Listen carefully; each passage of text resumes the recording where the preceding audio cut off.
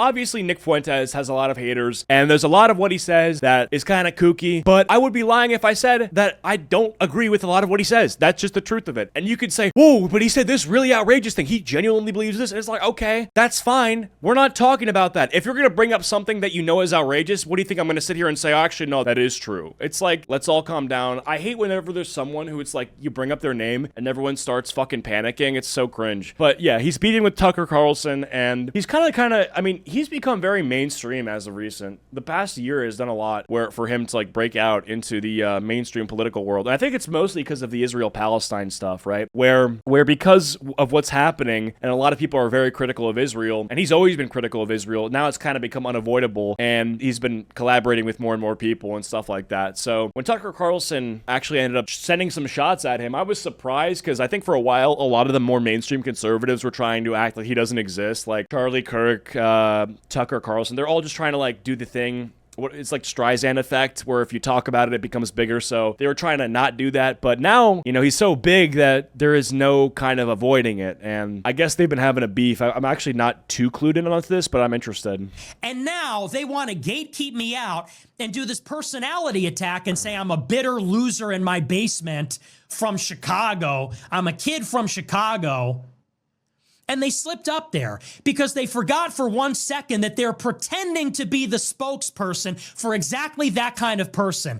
Tucker's mask slipped, and he forgot for a minute that for 8 years he's been pretending to care about the plight of weird kids in their parents' basement who are broke and didn't go to an Ivy League school, living in cities that don't matter like Chicago, not like Washington, D.C. or LA or New York. And that's why he had such disdain and contempt for me in that moment.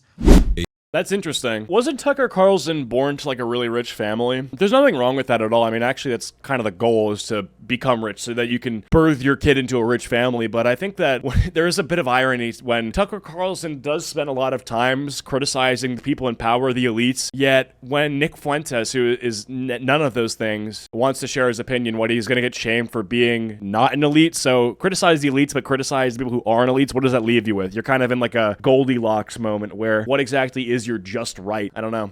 And I mean, Nick is young. He's 26 or 25, right? I mean, he's a young white guy. I mean, obviously, I think he's Mexican, but, you know. Listen, Mexicans, let's talk about this, okay? Which one are you? Are you guys white or are you not? Because, you know, Mexicans, no one loves saying the N-word more than Mexicans, but Mexicans, they become white the second that ICE rolls around, you know? They start waving that motherfucking flag. I don't know what the deal is here. But anyway, for the sake of the point that I'm going to make, Nick is a white man. And Tucker Carlson, for what his career's purpose is to make the country look a lot better for the next generation of young men, you know? And the majority of the young men of this country happen to be white, so let's focus on them. Give them a better future than the future that you, or whatever the future that you were promised. You know, I feel like it is a little bit ironic. So subtle rivalry. Like yeah, weird kids in their basement. Like that's kind of what modern society has done to people. You don't think that that's the suffocation from social media, from social pressure, from norms, from feminism, from woke ideology that you complain about has created an environment where young men aren't able to thrive and flourish? It is a little weird.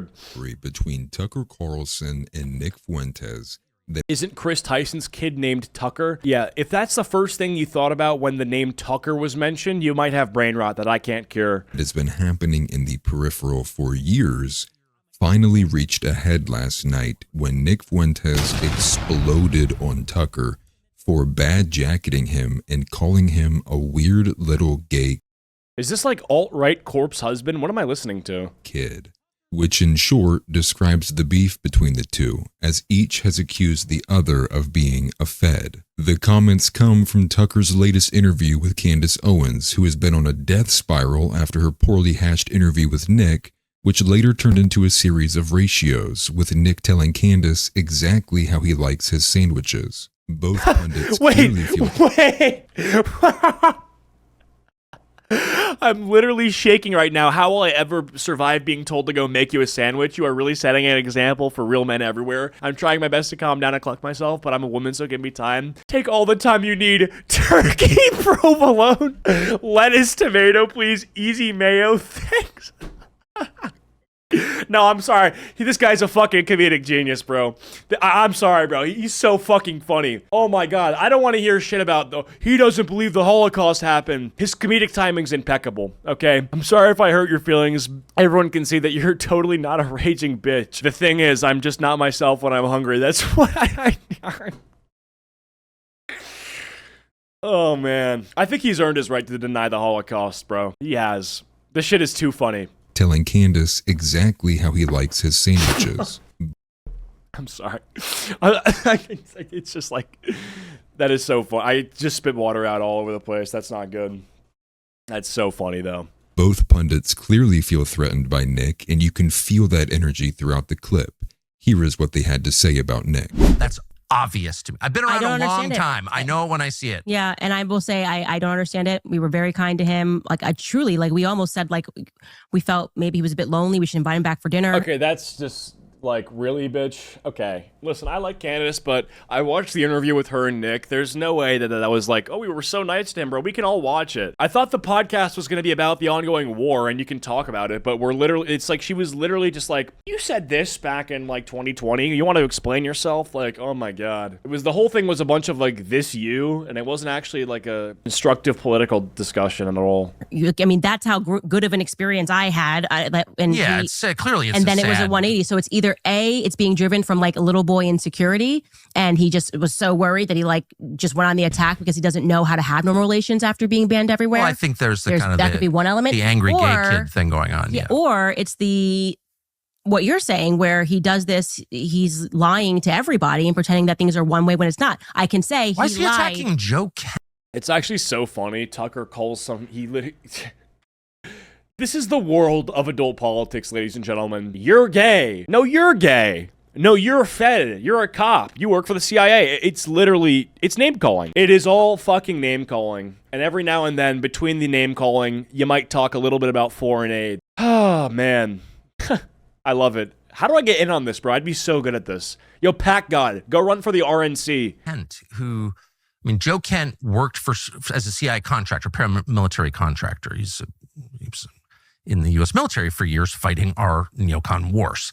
And his wife was killed in Syria in one of those wars. Joe Kent is the single most sincere critic. You sure about that? And I would say the one with the most credibility in the United States to say this foreign policy is bad. It killed my wife. I was a part of it.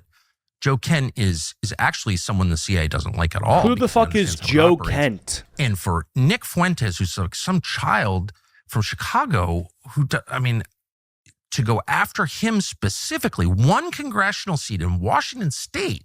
That is random. It's not random, though. It's the opposite of random. Joe Kent was number one on the list of people they wanted to knock off, people who believe in our neocon foreign policy. They wanted Joe Kent out because he could stand up and say, I've got the receipts. My wife was killed in Syria.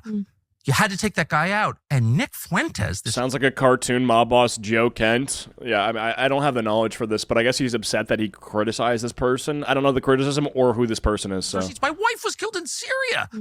You had to take that guy out. And Nick Fuentes, this child, this weird little gay kid in his basement in Chicago, is participating in a super PAC to bump off Joe Kent.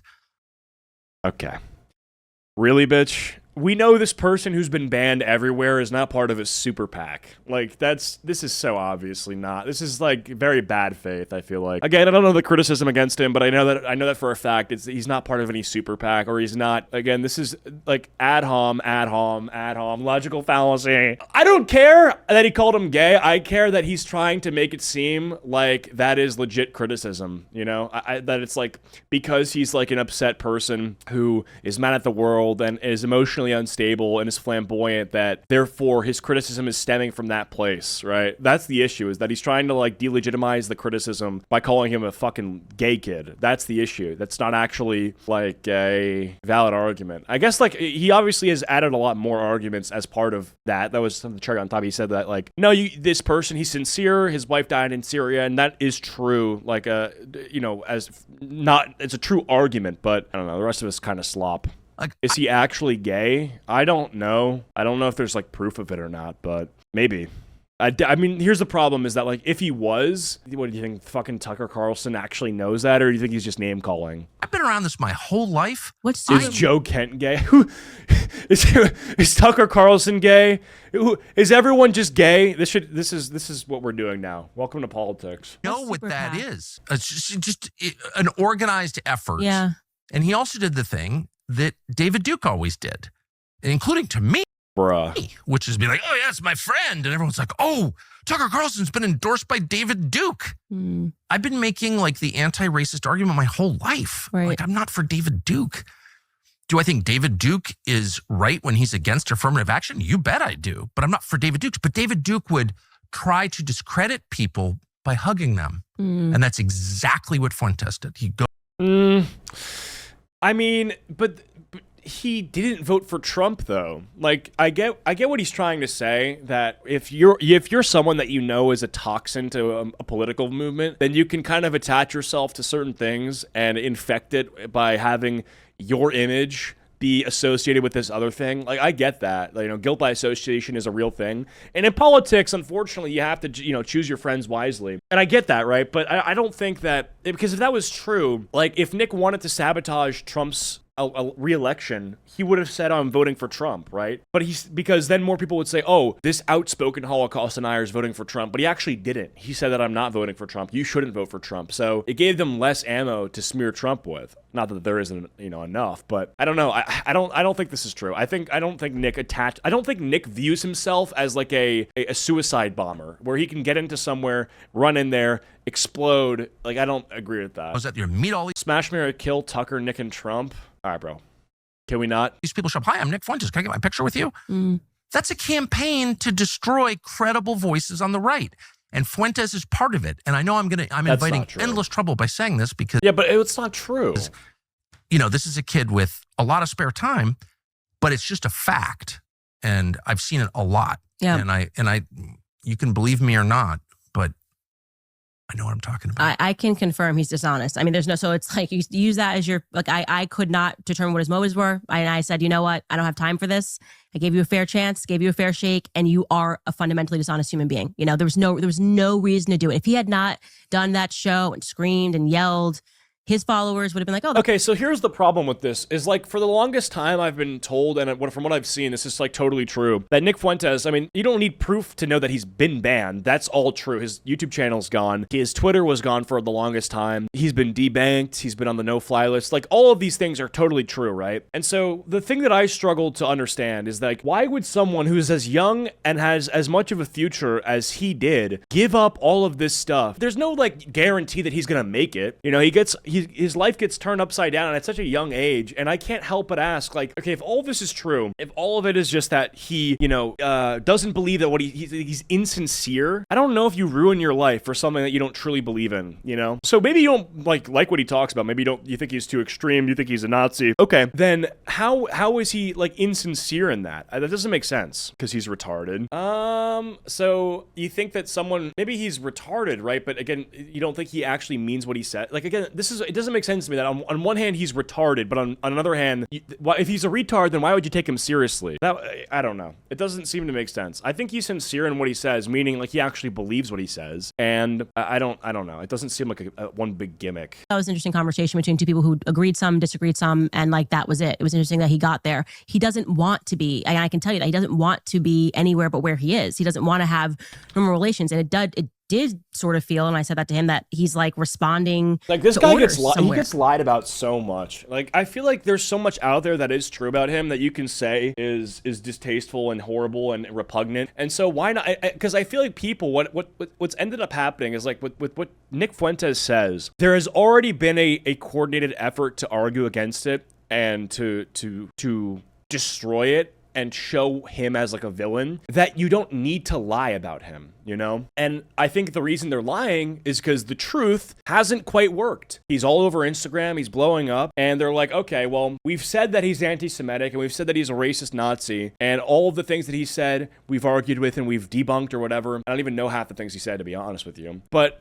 he's clearly still standing, and I think that upsets them, and so they have to, like, make up shit, which I don't like. I don't like making up shit about people. That just bothers me, right? It's like when Hassan says, like, oh, Tectone is a rapist, or, you know, Nux Taku's a pedophile. It's like, well, they've already said a lot of things that you can argue with, so why not just argue with those things instead of, like, falsely accusing them of, like, being a pedophile, you know? That bothers me. Would you crack Dean Withers? Yo, realistically, bro, you've only been in this chat for about 5 minutes. I'm, like, this close to never seeing your name again for a dumbass question like that, bro. Because why are you attacking me? Well, who why are the why are you the attacking Dave funders? Smith? What is the issue with Dave Smith? And he couldn't answer the question. Exactly. He couldn't answer the question. He was just like, well, The fakest thing I've ever seen. And I'm like, why do you hate Dave Smith over Joe Rogan? But Nick did not take this lightly. With what many are saying is his greatest clapback of all time, here is the uncut 7-minute response.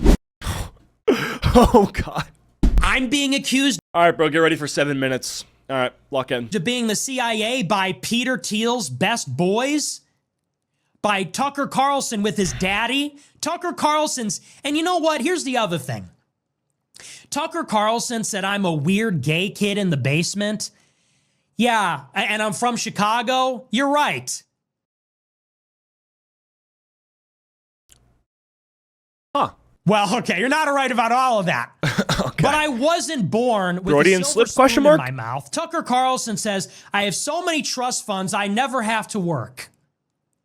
Tucker went to Does a he, does he actually say that? Does Tucker flex like that? $45,000 Dude, he started this fucking cheap-ass Zyn knockoff company. It is so shit. I tried it. Dude, it is so ass. It's called Alp. If you're gonna do nicotine pouches, just stay with, like, the 6 milli Zyns or do whatever Russian, like, 600-gram tranquilizer nicotine shit that they do in Russia, you know? Don't do Tucker Carlson's shitty shit.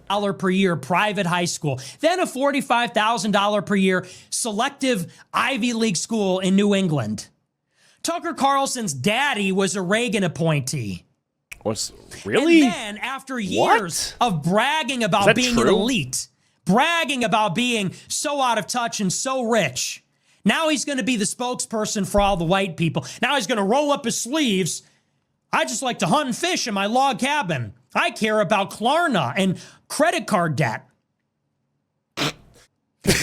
I care about Klarna, man. But then when it comes to me, I'm one of the real disaffected white people. You want to talk about me and them? I am them.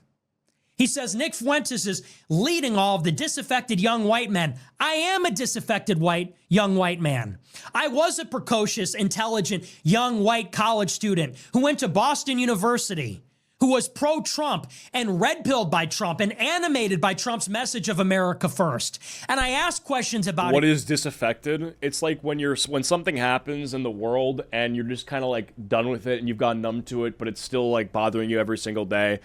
Like if the weather every day is bad and wherever you live, at a certain point you're just disaffected. You know, you're numb to it, but it still very much bothers you and you'd like it to change, but you're kind of hopeless. It's like kind of black-pilled, I would say is a good word. Israel, and I was punished for it. Bro, he's no glaze. He might be one of the best speakers like of all time. He's very like eloquent. He very much delivers the information in a way that I think is exceptional. I did it years before Tucker Carlson started talking about Israel last year.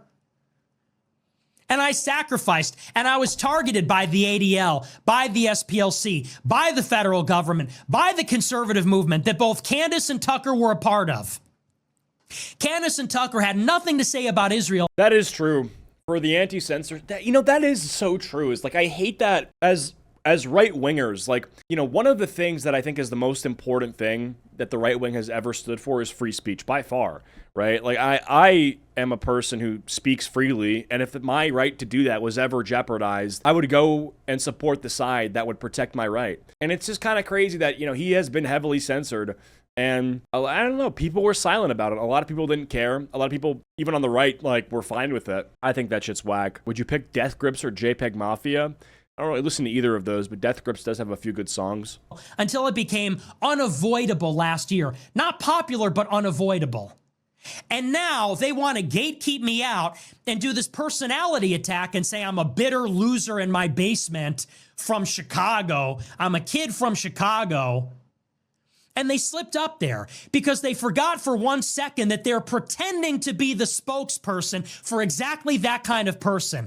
Tucker's mask slipped, and he forgot for a minute that for 8 years he's been pretending to care about the plight of weird kids in their parents' basement who are broke and didn't go to an Ivy League school, living in cities that don't matter like Chicago. I literally do not remember ever adding this guy on Steam. And listen, the reality is, he's right. Like, the truth is, like, a lot of people pretend to care about the youth and the future of our generation for money. And, you know, maybe some of them even do care, but they don't care more than they care about making a shitload of money. They would prefer if things were better for the future, but it's not their number one priority. Their number one priority is talking about how much they care so they can monetize it. And I don't know. I think at a certain point, you either care or you have to get the fuck out. You either are really doing something politically, like in the system, to make the world a better place for young people, or you're not. Like, that's it, you know? And for myself, I don't know. I don't really do political content. I talk about a lot of shit, and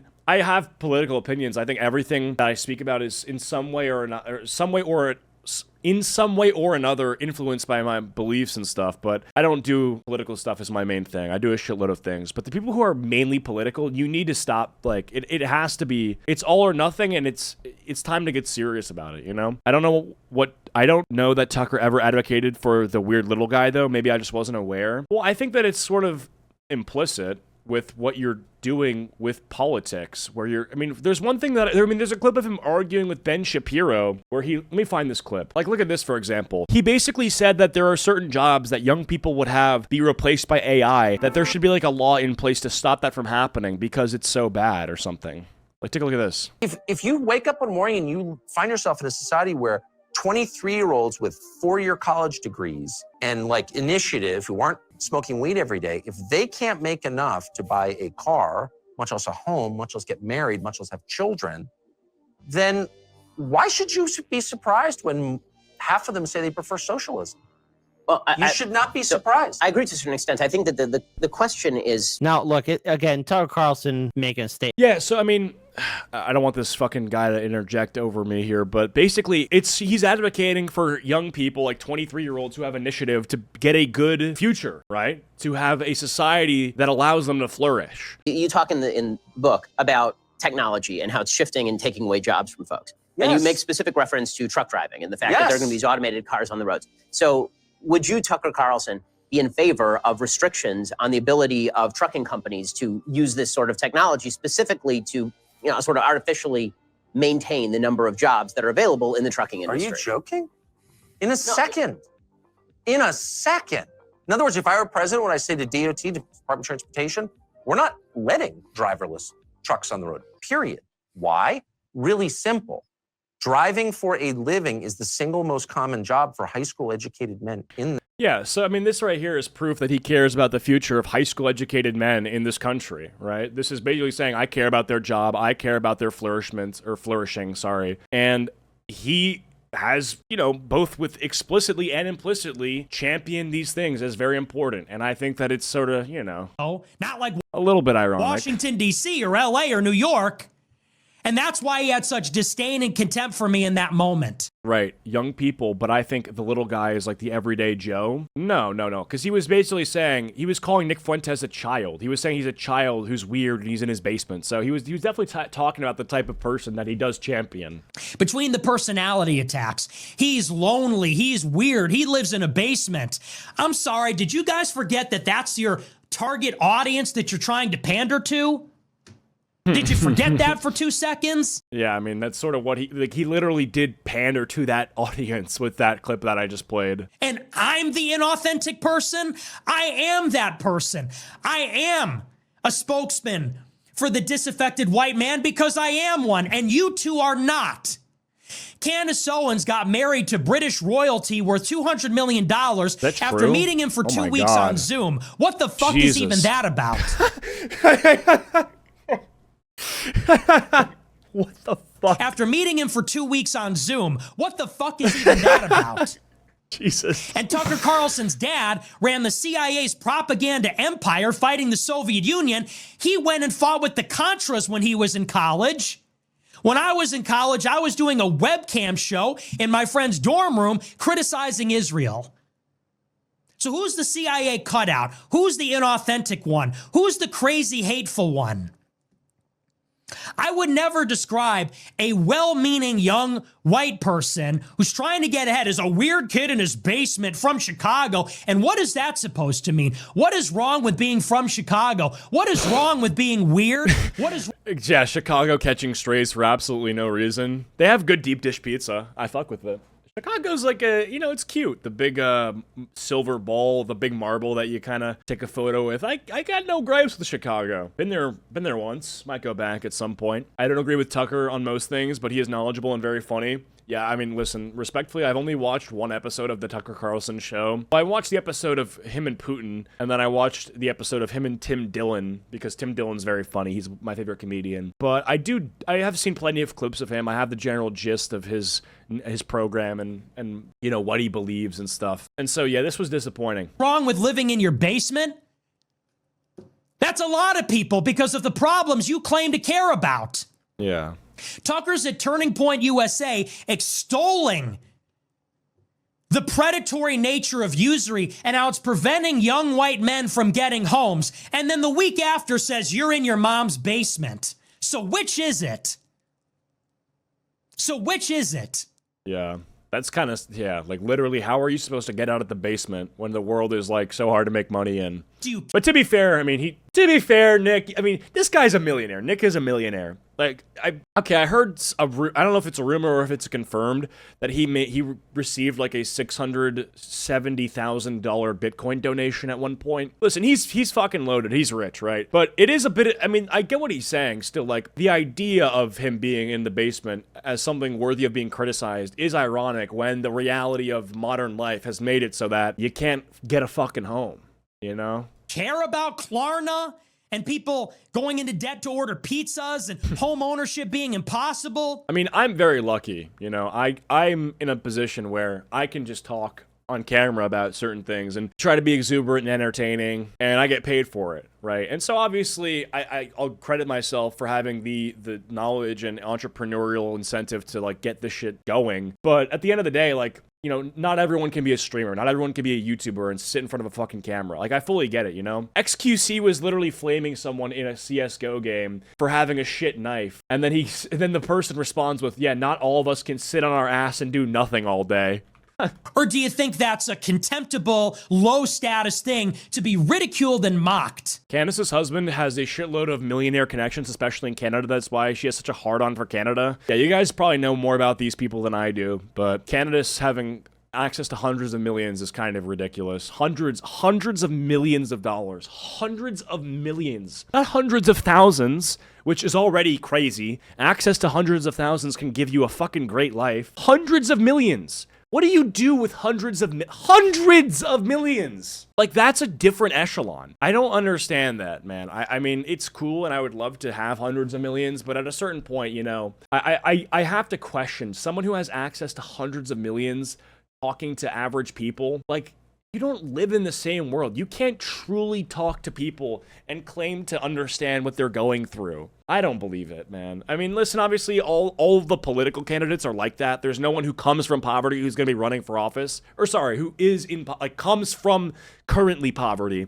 Like Trump, I mean, he's worth billions, right? So that's one thing on its own. I mean, a lot of this is pandering, but especially the people who are like commentators. Like, dude, really? Hundreds of millions and you're talking like this? Like, I don't know. I think streamers, honestly, like, people think streamers are out of touch. Dude, streamers interact with more people on the daily basis than most people do in a year by reading chat. And those are a collection of hundreds of thousands of people. So if you're to view chat as one entity that reflects an average person, then you've basically familiarized the streamer with normality, with averageness. So I think streamers are kind of actually in touch in a weird way. I mean, obviously you have XQC thinking that, you know, buying a $2 million Richard Mille is like normal, but like at the end of the day, I think that like commentators who speak to the younger generation about like what needs to change and what the issues are, it's a little bit, you know, at a certain point, I can't take it too, I don't know. It's a little bit LARP. There's some LARP there. Who's pandering here? Exactly. Yeah. Because that wasn't you. You were born to the Swanson family fortune and your daddy who ran the CIA. You know, my dad didn't even graduate college. My dad worked for the tollway. His dad died of a drug overdose in the 70s. My mother's father was a garbage man in Chicago, and he committed suicide. He was a veteran of World War II. Who's the CIA cutout? Who's the poser? Who is America? I am America. Chicago is America. That's an American story. I didn't go to Yale Law School and suck Peter Thiel's dick and then get a sinecure at a venture capital firm advising Rebecca Mercer and writing Hillbilly Elegy and talking about it at the Aspen Institute. That's your biographical credibility? How many of these disaffected white people that love Trump because he's racist went to Yale Law School and got plucked out by Peter Thiel, whoever he even is? Peter Thiel with his fixation with the Antichrist, this homosexual who's involved with the CIA, who wants to live Who the forever fuck is Peter and govern Thiel? the world with AI. Yeah, that's really relatable. That's really relatable. Do another show with him and Curtis Yarvin. Do another show. Do the 47th show with JD Vance. It is insulting, and it is insulting to everybody's intelligence for Tucker to sit there and say he doesn't know his dad is in the CIA, for him to say that I'm in the CIA. Isn't his dad actually in the CIA? Isn't that confirmed? What a joke. What a sick joke. Sick joke. Especially after everything that's happened to me. And unlike what Candace Owens says, she says, what happened to him when he was 18? What happened to me is ongoing. Yeah. Okay? Unlike Candace Owens and Tucker, I never got a contract with Ben Shapiro and Rupert Murdoch. I was Tucker has they both have hundreds of millions. on Maker Support. I was on Patreon. I was on D Live. Fuck is Patreon? I had to fight for everything I have. I didn't get $1 million contract from Turning Point. I didn't get $20 million from Fox News. My daddy didn't get me a job in Arkansas. 20 million.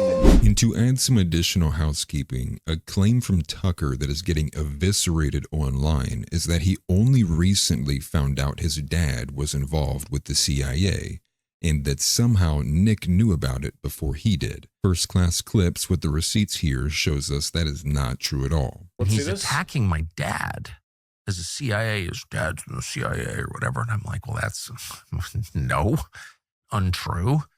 And my father dies, and I learn, actually, yeah, you know, was involved in that world. Wait, so his dad's literally a fucking Fed. Completely shocked by it. So The CIA, And cringe. so I applied to CIA, and I've taken a lot of crap, including from Putin, like, oh, you're from a CIA family. Well, yeah, obviously my father worked in conjunction with CIA. I mean, that's what that is. Bro, I are you tried to join the serious? CIA, but I'm not being false What? about it. I think He's a Fed! it is safe to say at this point that the entire political landscape is threatened by Nick. And I think it's obvious that with the resurgence of him and others on the most popular platforms, that it's an indicator they have no idea what to do with the Overton windows slamming to the right. Millions of Americans clamoring to see and hear more of the most banned man on the planet. The Streisand effect is and will always remain. Yeah, true. That's what I was undefeated. saying. That is where I will leave it. Let me know your thoughts. Interesting. Good video. Interesting video for sure. I don't know, bro. At the end of the day, like, this little beef or something like that is only going to make Nick more popular. That's really it, bro. So if Tucker was trying to avoid this from happening, yeah, bro, sorry. It's unavoidable now.